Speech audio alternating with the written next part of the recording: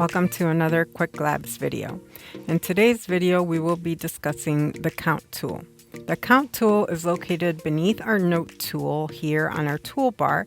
And if I hold down, I get the flyout menu. As you can see, the count tool is the last one beneath our eyedropper tool. I'm going to select it, and immediately our menu changes up top to reflect to the count tool. If we need to reset the tool, we will go up to the flyout menu and then to our gear, and then we can hit reset tool presets, or reset all tools. I'm going to do reset all tools this time, and you can see we get reset all tools to default settings, and then I'm going to do that, and then our count tool will be reset to default settings. So we can use the count tool for a variety of reasons. If we want to count instances where something is used, like if you're doing a product photography, how many times you use the product, or if you have to have a specific number of light bulbs showing in your image, or a specific number of anything showing in your image, you can create these counts to illustrate that. So right now, I am going to create a group. So I'm going to do count group. You can leave it as count group. I'm going to do candles. Let's count our candles and hit OK. And then here I can change the color if I want to. So I'm going to change the color. And then I can also change the marker size and the label size. Right now I think 10 by 10 is okay.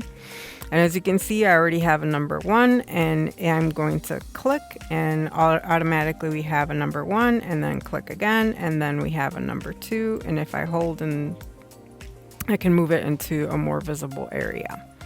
And so there we have our first count group.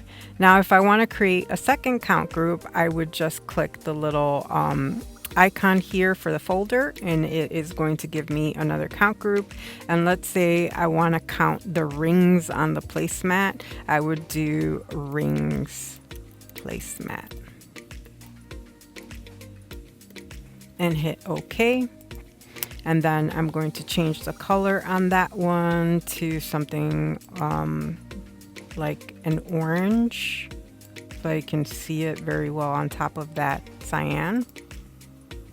And so I'm just going to start here, here, here, here. And I'm not going to go all the way out, but I just want to illustrate that you can do that. So you can create a count for all of the items in your image, and you can create as many groups as you want, and then you have the ability to drop down to the other groups to see those, and you can delete that group, so that will take that group out. Or you can restart that group. So for example, say I miscounted the candles, I can delete those counts, and then I'm going to change this back to, let's say, a darker red, because you could barely see it the first time. And I'm going to click 1 and click 2 here. So you can reset those counts that way too, or you can delete them permanently as well.